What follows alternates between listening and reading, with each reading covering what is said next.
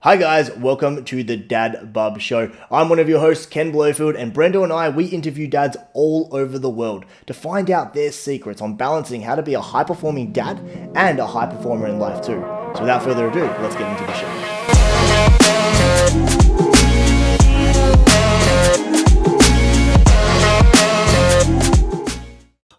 Oh, I don't know about this. Well, hey guys, welcome to the Dad Bub Show. My name's Ken, and obviously Brendo and I have here on the show an amazing guest. This is Terry. Terry has been in the industry, or Terry Gogna has been in the industry for many, many years, and this guy is a dad, a father, an entrepreneur, a hustler, a leader, and an absolute gun when it comes to speaking about how you can get yourself to do what you need to do each and every single day, and how you get the power to change your life. And now he's actually written 2 books on this, so how can I get myself to do what I need to do? That's one book, and get the power to change your life. And that is spoken to over 300,000 people in 11 countries, specializing in helping people to become secure individuals, develop better relationships, and creating loving families. Now, Terry is all over TikTok. He's all over the gram. This guy is booming and exploding all over the world. So you guys are so lucky to be privileged enough to listen to Terry speak about some awesome questions that I know we've got in from the audience. And obviously, Brendo and I have got some questions to ask this gentleman as well. Now, he is a leader in the home. He's a leader in relationships. He's a leader in becoming a dad. And he's going to share that information and knowledge with us. And today, we are so blessed to have Terry with us on the show. So Terry, officially, welcome to the show. Thank you so much. It's an honor and a privilege to be invited to your podcast. All the way from Canada. Yes. So, Terry, I want to dive straight into it because a story that really stuck out for me going through your socials before we caught up was a story that you spoke about your dad and how your dad became your hero. So, obviously, we're going to speak about you as a dad and get the tips, but let's start with ground zero and speak about your dad and the story of how your dad became your hero. Yeah. Well, you see, my dad came from India. And he went to England, and he didn't have any education. He actually stopped his education when I think he was, 12 years old, 13 years of age, and just worked on a farm. So he came to England. When he got to England, he worked in a factory. He was in a house with 5 other guys. And every day they were slugging it out in the factories. And one of the guys told my dad, he goes, listen, you can't keep doing this forever. You can't just go to work in a factory, man. You have a family to bring over from India. You need to become an entrepreneur because you're not going to make it. You don't have any education.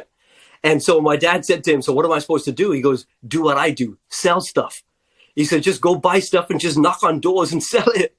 And so my dad just said, what the heck? I'll do it. So he started knocking on doors on the weekends, and people were buying the stuff from him.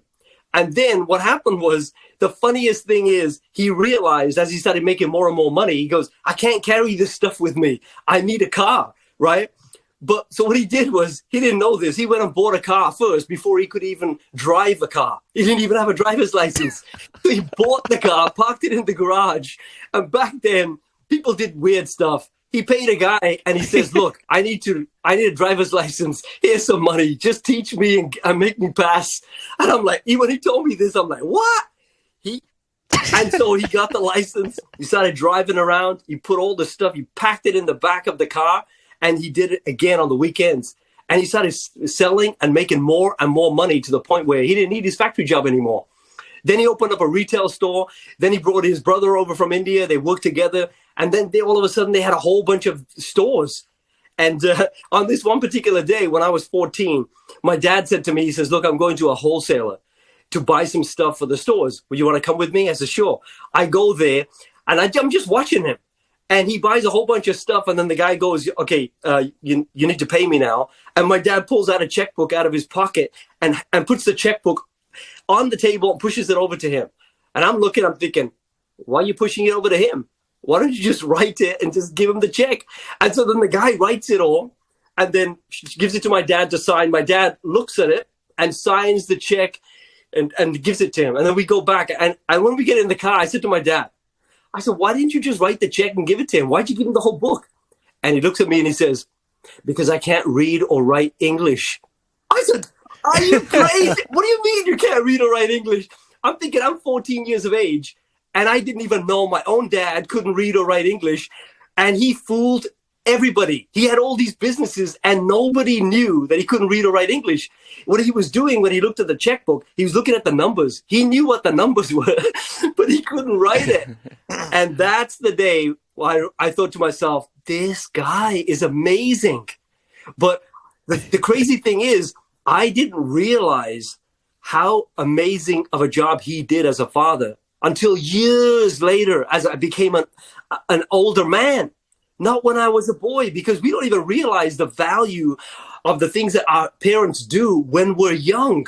Only when we get older do we look back and go, my God, my dad did that. I didn't even realize till now I'm 30 years old. Now I figured out how smart he was, because he made no excuses. He did whatever it took to provide for his family and made no excuses to anybody.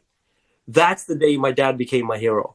Wow, that's so profound. I know, I went to university. It's just some different places around the world, it's called college or whatever. And, the whole stereotype there was the more you learn, you earn. And to a lot of extent, in some cases, it's true, right? Like, and even to be an entrepreneur and a business owner, you still need to learn the things and the tools of the trade to obviously earn the big bucks. But you don't necessarily need to start the business with all the knowledge in the world. You can start the business with, a few basic traits and learn them on the way. And then some things that you don't even need to learn, you can free your mind up for that and hire other people to learn that for you. Like bring your son to make sure that the numbers on the checkbook says the right type of thing, right? So I just think that's so profound, because in today's day and age, right, where you let the smallest thing stop us from doing the things that we want to do, right? Oh, I can't drive a car, for example, so therefore I can't do X job. It's like, well, there aren't so many things stopping you. There's public transport. You can get a friend to give you a lift. You can go get your damn license. So so many different ways to be able to get this skill. So that's so amazing. So, Terry, being the man you are today, how do you feel that your old man, your dad, has influenced your life then? Because obviously him migrating from India to the UK, and then yourself obviously growing up in the UK. I'm assuming you spent a little bit of your life in India as well, then in the UK, and then moving to Canada. I wasn't born in India. I was born in England. I was there till 19. Yep. Then I moved to Canada. So I've been in Canada all my life. And then when my dad was in his 60s, he also moved to Canada. Amazing. Cool. So how do you feel? Because, okay, so just taking that story then, right? My mum's Filipino. I have obviously a lot of family in the Philippines, and I love them so dearly. But growing up in Australia, where it's typically it's just a white society, let's call it that, with all due respect, right? And so I got a little bit of discrimination placed upon me as a child, and obviously I feel that's made me stronger growing up. How do you feel that potentially you growing up in England? Did you face any racial discrimination, and how do you feel that your old man helping you combat that, and then moving to Canada and living your life? How do you think that's affected you as a man? Well, when I was being raised in England, I remember literally every day I'd get bullied. Every day going to school, it was like to me. My school days were hell. I'd go to school and I'm thinking, okay, what's going to happen today? And I remember this one time when I was I think I was 9 years old. A whole bunch of kids got in front of me. They grabbed my hand and they forced me to open my hand. And then they put this huge spider in it.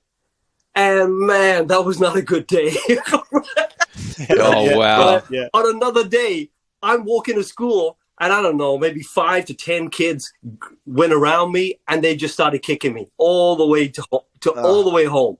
And I'm thinking, you know what? I don't like this. And then there was this one kid that would always wait till I got out of the house, and then he would chase me because he knew, okay, he probably has money.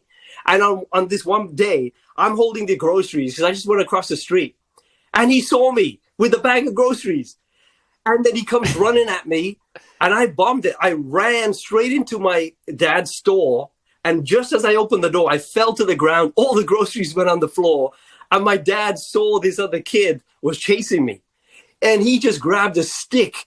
Right. And he went out of that door and he must have ran like 2 miles. We were always saying he ran to the far fish and chip shop. Right? Yeah. Chasing this guy. And I'm thinking to myself, man, my dad went after this guy. But every day. Your hero. Yeah. Every day it was the same thing, man. I had such a low self-esteem. I was always bullied. And so I never enjoyed my school years. I never had a girlfriend because I couldn't even talk to a girl. You know what I'm saying? Right? So that's how I grew up. So where I am today versus how I was when I was a kid, I mean, literally, I was like a loser when I was a kid in my own mind because my mind was weak. If I got on a bus, I would get on a bus and I could not raise my face. I couldn't lift my head up because I'd think everybody on the bus is looking at me.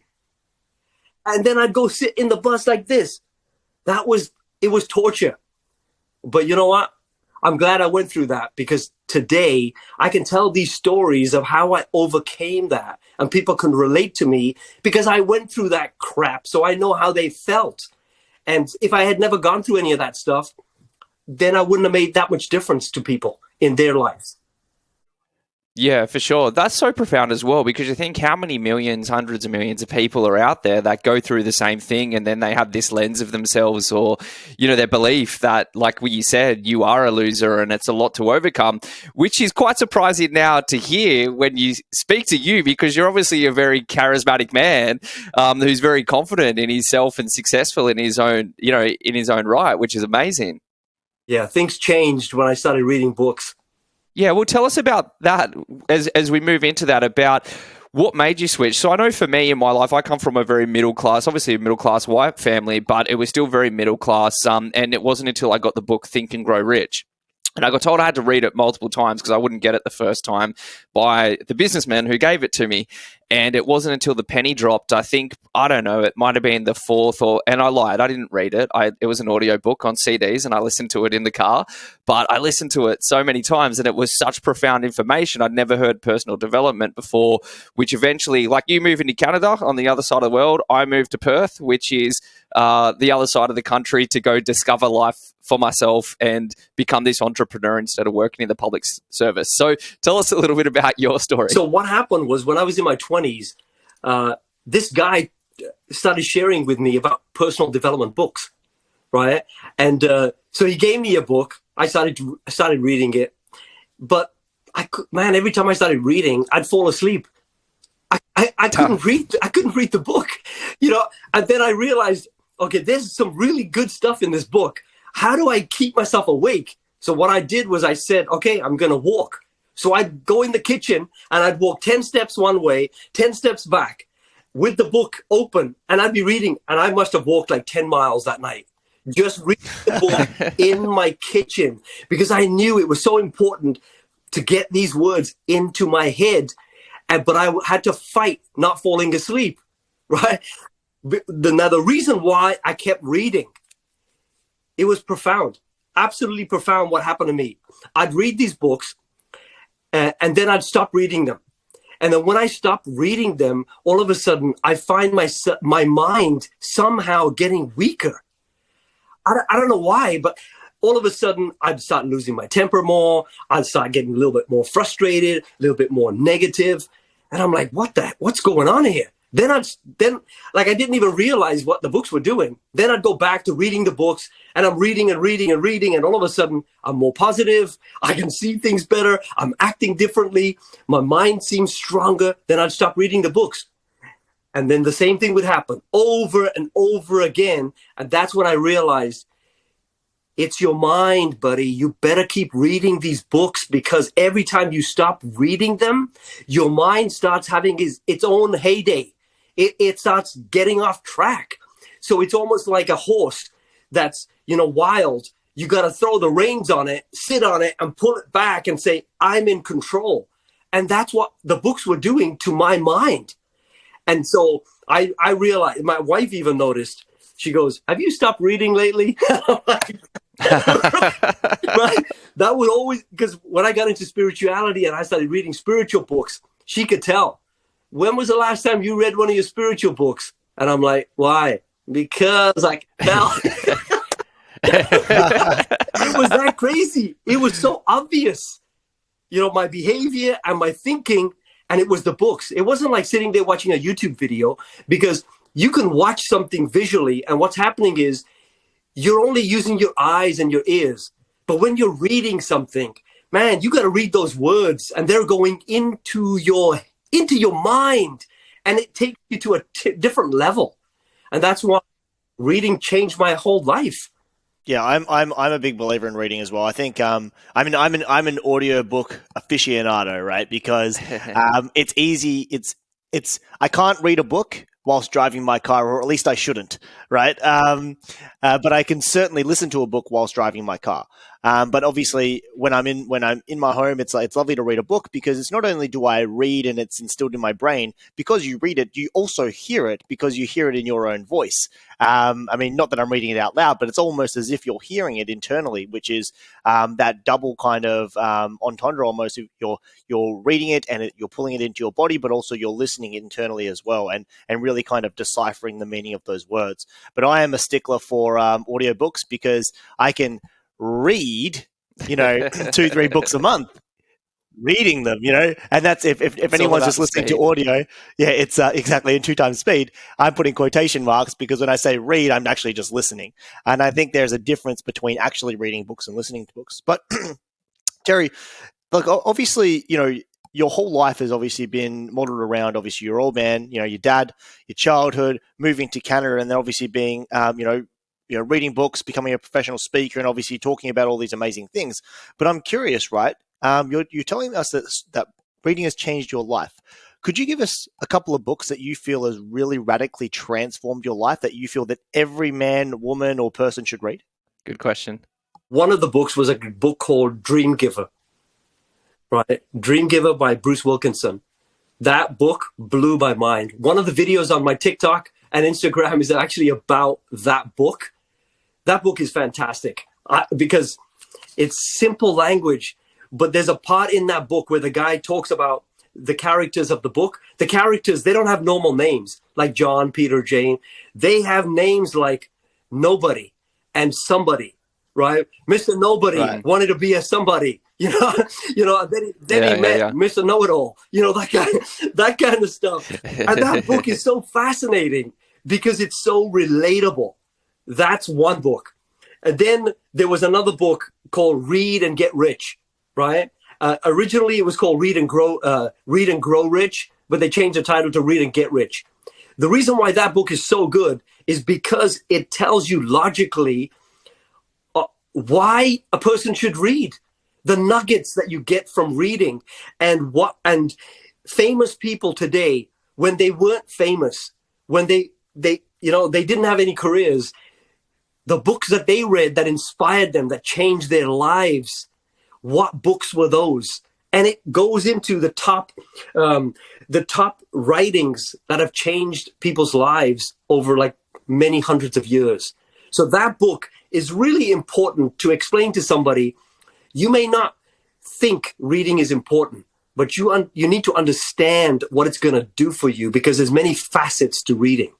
And then the third book was actually, it's basically geared to men, geared to teenagers growing up to be men. It's called Wild at Heart. Wild at Heart. Absolutely brilliant. Is that a Christian-based book, by the way? Wild at Heart? Book, right? But holy cow, that just got me straight here in my heart. So that was a very popular book. So from my background within that sort of realm, that was a book that they gave to all young men, and they were like, "Hey, this is it's part of your development. You got to read it." It's definitely something that now I'm 37, I'd love to go read back now, and I've definitely been a dad, a different perception of masculinity, and there's definitely a lot of talk about masculinity and being a man these days, which I think is very, very, very important. But Read and Grow Rich, what a great resource, finding out what all top performers read and giving you a good selection. So I love the idea of that. Yeah, just make sure that we don't listen to it as an audiobook, Brendo. Yeah, that's right. Well, funny enough, I was an audiobook and a book person because like yours was walking, and so you needed to walk to keep on reading. I knew that reading, like actually having to do it, made me absorb it. But same thing, I had issues getting bored, sleep, classic, new millennial ADHD sort of symptoms just from being on digital all day. So I would listen to it whilst I read it, so then it would force me to keep up whilst I was actually reading it.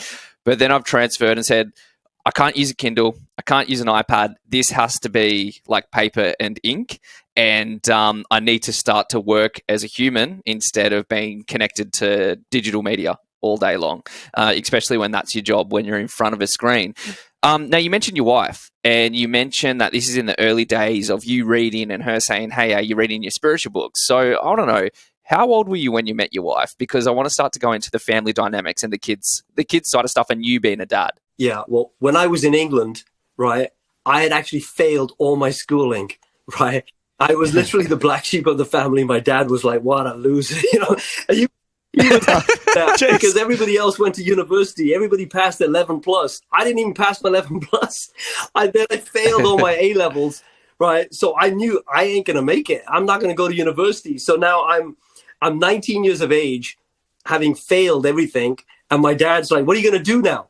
I said, I don't know. I got to think about it. Right. So I decided to go to Canada to meet my brother, because my oldest brother lived in Canada. And I said, well, since it's summer holidays, you know, I'll go to Canada for 3 months. So I went to Canada and I was 19 years old. And on the last week, that's when I met my wife in Canada. Oh, wow. Yeah.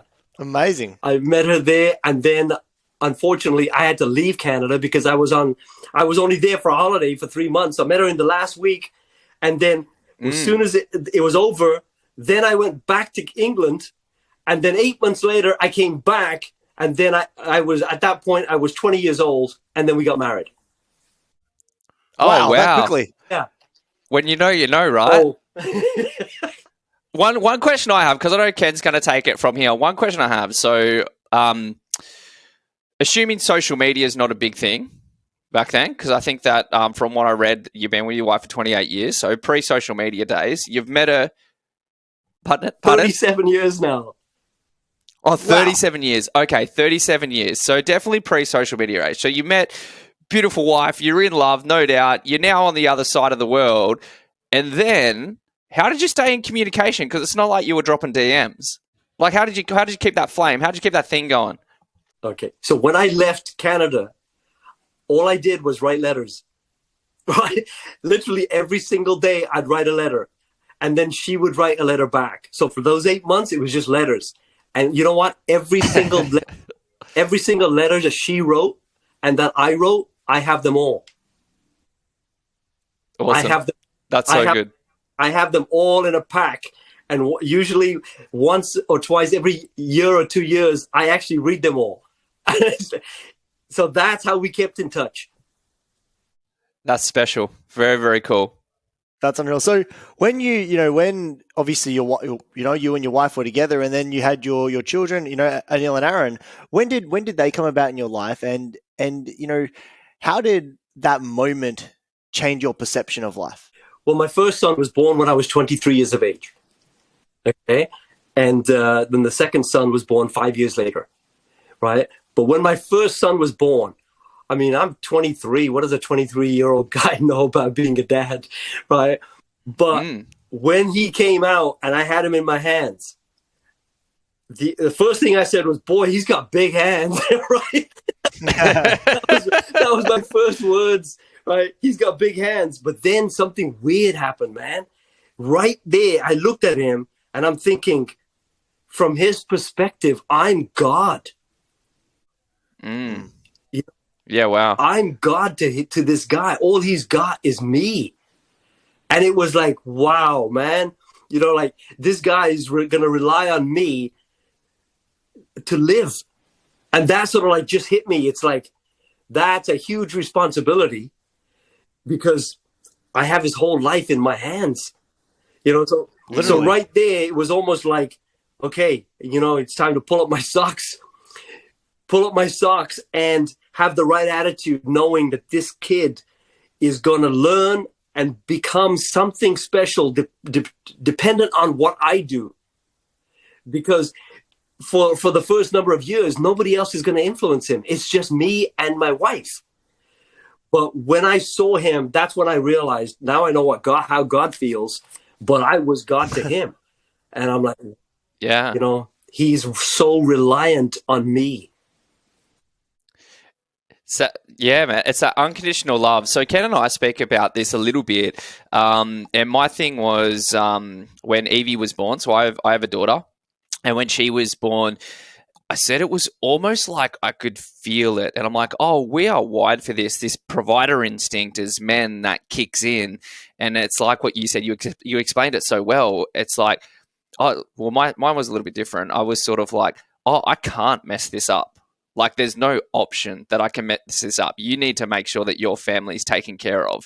And no matter what, whatever you have to do. So like your dad, whatever he had to do, he had to make sure that he had to go out there and his family was taken care of. It's a real thing. Yeah, but like as I started as my son started getting older, I started realizing it wasn't like I was reading books on parenting, how to be a father.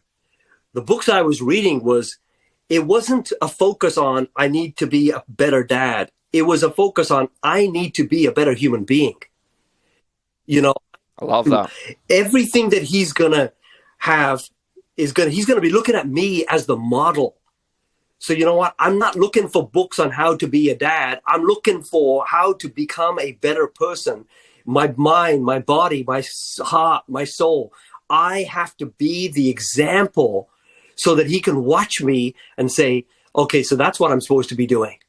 If I'm only focused on him and not on myself, then I could actually be a bit of a fake, because then I could look as though, I'm being the best dad. And then, he sees that part. But then when I'm not with him, now I'm somebody else. Mm. Yeah, very interesting. So I didn't want that. I needed to fix myself. That's why I talk about I needed to become a secure person, because there's no such thing as a secure job or business. There are only secure people. And that's what comes from the inside. And so I had to work on me, my heart and my mind. So tell us about that journey, because at this stage, you're 23. Like you said, what does a 23-year-old know? I assume that you haven't gone through an extensive amount of this journey yet. You've been reading for a little bit. So where were you personally in life at that point? And then how did you progress? Because you're learning to be a dad at the same time. Well, as soon as he was born, right, I was an entrepreneur. I was doing really good. And then basically when I hit about 27, everything went to shit. Everything. The whole thing, everything I was doing collapsed. I lost all my businesses. I lost all my money. People were chasing me. It was the worst time of my life, right? Yeah. I had businesses where I had a bunch of employees. I thought I was the king of the hill at the top. And then all of a sudden lose everything and sitting in a little dinky little car, dropping off parcels as a courier driver with no air conditioning in 36 degrees. And I was sitting there so embarrassed, thinking I have lost everything. And I owed so much money to people. And it was like, this is embarrassing. And my kids going to school every day. And I got nothing. So that's where I wisened up a little. You better start reading some books. You better start, praying a little, building your spirituality. Because right now, your life is a bloody disaster. And not only financially, then my marriage started falling apart. We started having arguments like crazy. Literally everything that could go wrong was going wrong. And now I'm in my early 30s. And it's like, okay, I have a choice here. Am I going to get a divorce? Am I going to destroy my family? Like, what am I going to do? And that's when I remember the specific day, man. I got on my knees and I said, God, I need your help. And my tears were coming down my face. And I was so angry at God because I was saying, if you really exist, why don't you show your face? Well, why don't you show up? I don't get it. I know you're there, but why are you hiding? Why did you make me the way I am? I got all these bad habits. I've got this temper that I can't get rid of. Like, I need your help. And holy cow, I remember just tears coming down. Nobody else was there. It was just my office. And the crazy thing is, a week later, a miracle happened in my life that I was an entrepreneur. So what I was doing was I was phoning people because I was selling stuff, right? So I would get the phone book and I would start at A and I would phone and I'd phone the guy, do my pitch. Then I'd go to the next guy, do my pitch. There's like 300,000 people in this book, right? And then after this prayer, I heard this voice in my head. I can't help you if you start at A. Close the book and just open it randomly. Man, I swear to God, I heard it in my head. So I closed 300,000 people book, and I just randomly opened it, and I stuck my finger in the middle of it, and I ended up on D. On D's. And then I started calling the people on D, and then all of a sudden, I called this guy. His name was Dixon, right? That was his last name. I phoned him up and did my pitch. He goes, yeah, I'm interested. Why don't we meet? I'm like, okay, great. So I go to his house and I sit there. I'm doing my pitch. And I said, by the way, what else do you do other than this? And he says to me, oh, I'm a reverend on the side. I said, what? He goes, yeah. And that's when I stopped and I said, you know what? I've always wondered what happens to you when you die. Right? And he gets up. Mid-pitch. He gets up. He goes over to the bookcase. He grabs a book and he gives it to me. And that's where I'm going to stop. But from there, my entire life changed. Every question that I ever had about spirituality was answered in the next 1-2 years. And my entire life changed. So good. That's amazing. And so then, like, doing that then, obviously your entire life changed. Well, what about you as a father then? So how did that profoundly change how you acted with your children? Because I know, like you said, it's like you don't want to be that person that's always there for their children. Then you're a different person when you leave your children. It's like you want to be consistent throughout your life. So how did that make you a better dad then? See, what happened was when my kids were in their early teens, I felt something really strange. I actually felt that I was losing them. You know, they were going to school with their friends and this, that, the other. And I felt, man, I'm losing my leadership in my own home. They're not listening to me like they used to listen. And that's when I started reading. I started getting really heavy into the spiritual books, into the leadership books. And that's when it dawned on me. If I want to earn the leadership of my kids, if I want to be the leader in my family, there's certain things I better start doing. Otherwise, I'm going to lose my kids forever.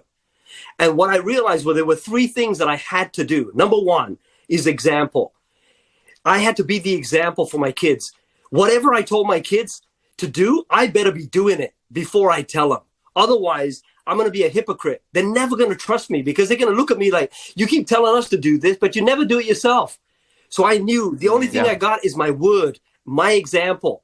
Nothing's going to come out of my mouth to tell them to do anything unless I'm doing it first. So that was number 1.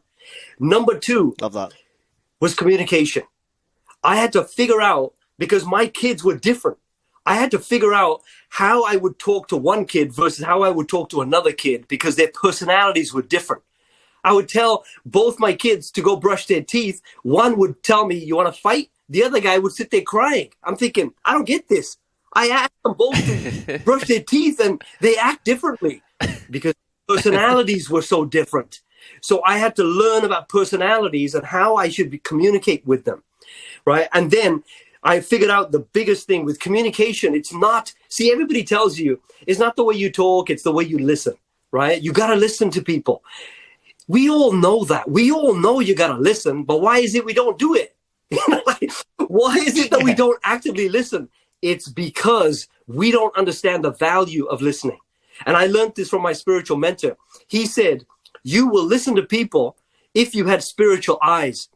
He says, if you could actually see with spiritual eyes what happens to a person when they share their life with you. He says, here's what would happen. You would see your own kids talking to you. And then as you ask them questions, all the pain and struggles they have inside their heart, as you ask them questions and they start telling you about what's bugging them, he says, if you have spiritual eyes, you would actually see the pain coming out of their mouths in the form of words. And you would see that pain coming out of their mouth. And when you would see it coming out, there's no way you would interrupt them because you would know if I stop them talking, they won't be able to get the pain out. So the minute you interrupt them, they close their mouth, all the pain stays in. But because you could see the pain, when they open, they talk, and all the pain's coming out, everything they're feeling, you're allowing them to get it out. But you're only allowing them to get it out because you can see it. You can see it spiritually coming out of their mouths. So you can help somebody heal themselves if you understand what's happening. Their pain's coming out. That was number 2, communication. Number 3 is compassion. The question here is, you may say, oh, I love my kids. If you ask most dads, do you love your kids? They're going to say this to you. Of course I love my kids. You know how hard I work? I work 7 days a week. I've given them that house. I made money. I bought them a car. I did this. Look at all the things I've done for them. Okay, hey, buddy, that's not your proof that you love them. I says, the only proof that you love them is if I go to your kids and say, does your dad love you? Because it doesn't matter what you think. If they can't feel the love that you say that you have for them, guess what? It's all irrelevant. Because there's this thing that happened to me in my life where I was in my room, in my living room, and my kid did something he upset me about something that he did. And I told him, go to your room. And then as I pointed to the room, my body sort of turned to the left, and I saw all these books behind me. These were all personal, professional development books on marriage, kids, leadership, personal, everything that you could think of. And I saw all these books, and I'm telling my kid off, go upstairs to your room. And then I heard this voice in my head. It screamed at me. And the voice said this: what good are all the books that you say you read if you can't even love your son in a way that he actually feels the love that you say you got for him? And what good are all the books you read if you can't even love your wife in a way that she feels the love that you say you have for her? That just blew my mind. That's called compassion. Because can you take the love you have in your heart to a point where your son or your daughter and your wife actually feels the love? Can you imagine if they felt the love that you have for them? That's compassion. That's how you win your leadership in your home, when people actually can feel it. Now, we all casually say to people, oh, I love you, honey, I love you. You say to your kids, I love you. Guess what's really tough? What's really tough is to take your teenage kid or even your wife, put your hands on the side of her head and look in her eyes and say, I just want to tell you, I really love you. I really care for you. I'm always here for you. When I read this, this guy in this book was telling me, try doing that to your wife. I'm thinking, holy cow, that's tough, man. I've said I love my love to my wife, but to look in her eyes, I'm like, man, this is weird. To actually do that to your 12-year-old kid or 16-year-old kid. I'm telling you, you know how tough that is for grown men to actually say, hey, buddy, I really love you. That was one of my biggest tests. I couldn't do it, but I knew I had to get there. I had to build my heart to the point where I could actually do that, not be embarrassed and not feel that I'm less of a man. But man, that's being a man. If you could actually do that, the amount of strength that you need to do that. Wow. That's how I felt I had to get the leadership in my house.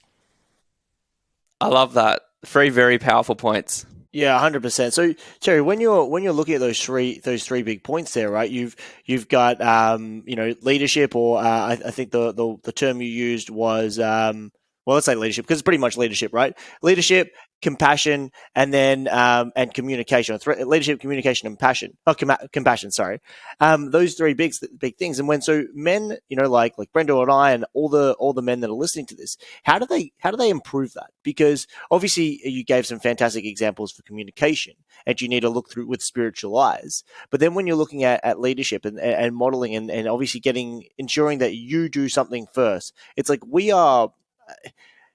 I feel that our whole lives have been around being told what to do and following instructions without question.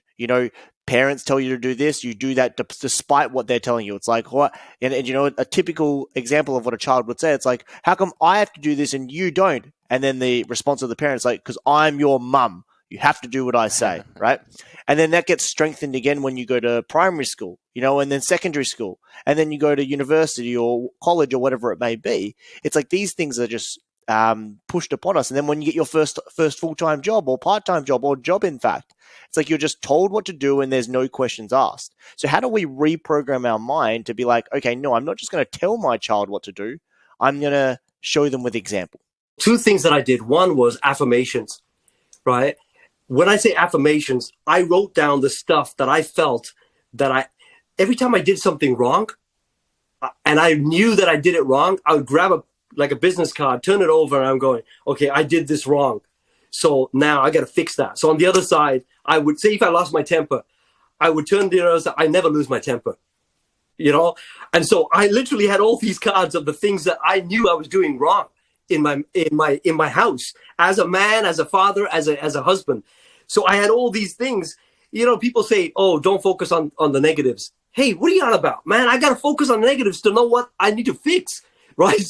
So every one of these things were things that I was screwing up with.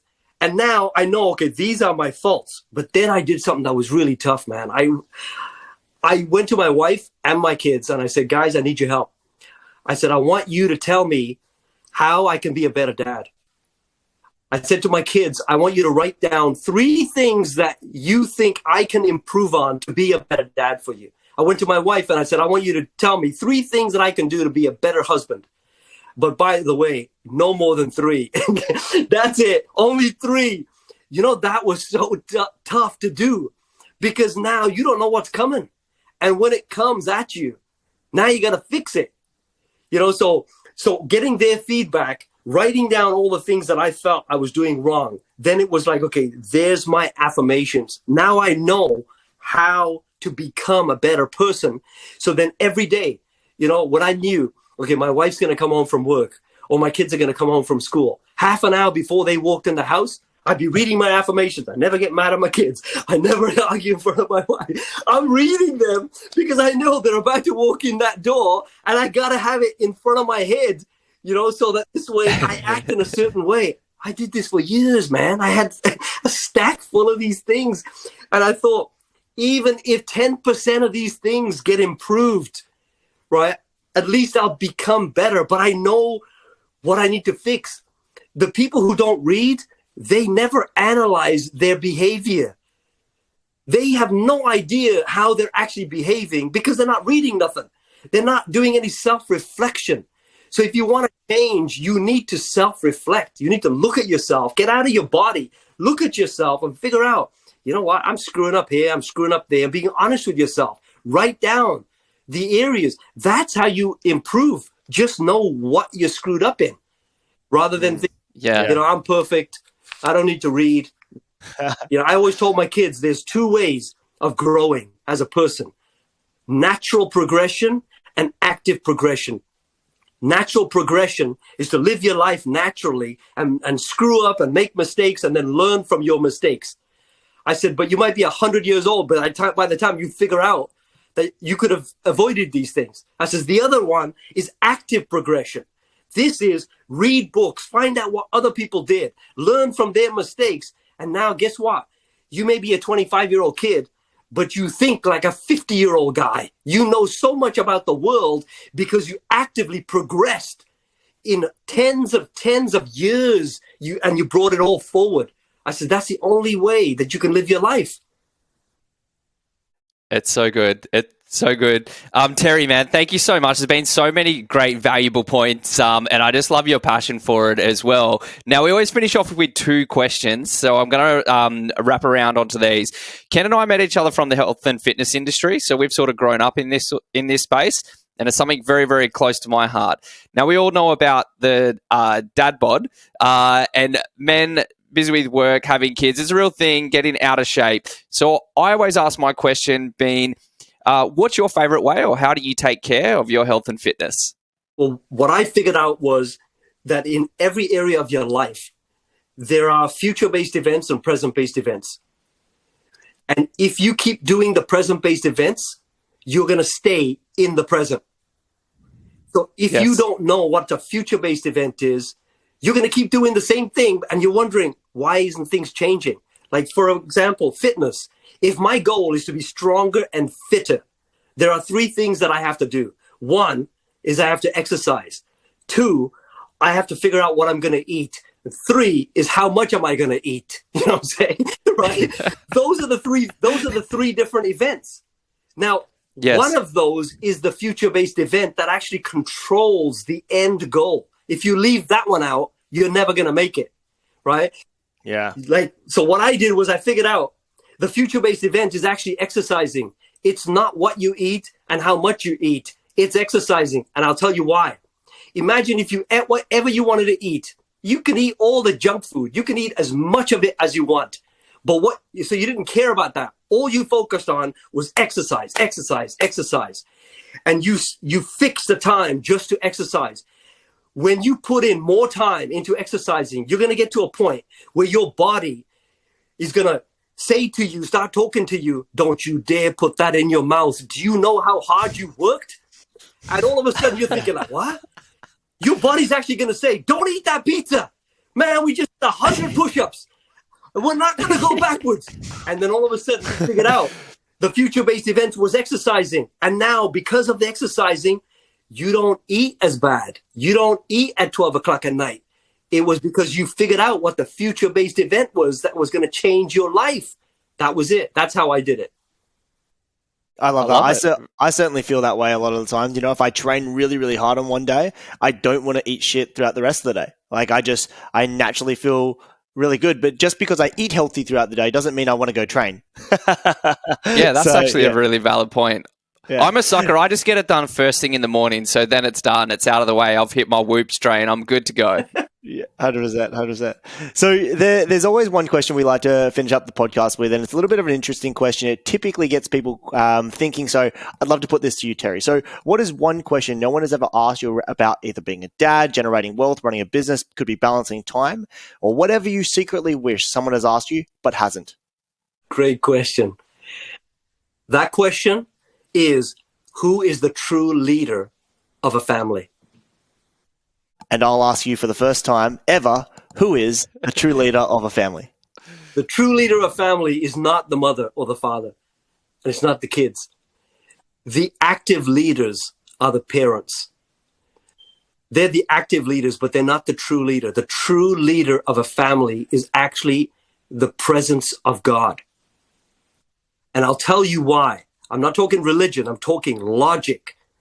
Now, so if you look at that, the true leader of a family is the presence of God. How is the presence of God the true leader? Here's why. What is leadership? Leadership is influence. That's what leadership is. Leadership is having the ability to influence somebody else to join your cause, to do what you're trying to get them to do, right? So that's leadership. So now imagine in a family, the parents say, we're atheists, we don't believe in God, it's just us, just the mother and father and the kids. Okay, that's great. And there's nothing wrong with that. But you just got to understand what you've just done is you've made the highest role model for those kids as the parents. That's it. There's no other higher than the mother and the father now. The problem is that the mother and father are not perfect. They're going to make mistakes. And because they put themselves in the position as being the highest possible role models for their kids, every time they make a mistake, now the kids are watching them thinking, what? Every mistake, week after week, month after month, year after year, causes little bits of respect that is lost in the eyes of the kids. And it gets to the point where all of a sudden they're looking at as their parents as, these are not good role models. You know, they're not what they're saying they are. And what ends up happening is the kids don't stop listening to them because maybe they're fighting, they're arguing with this, that, the other. There's no other role models, and it disintegrates. Now, let's just say now you bring the presence of God into the family. Now, what I mean by the presence of God, I'm not talking religion. I'm talking if now somebody in that family starts just praying and saying, God, you know what? I'm angry at my dad. You know, he got mad at me. What can I do?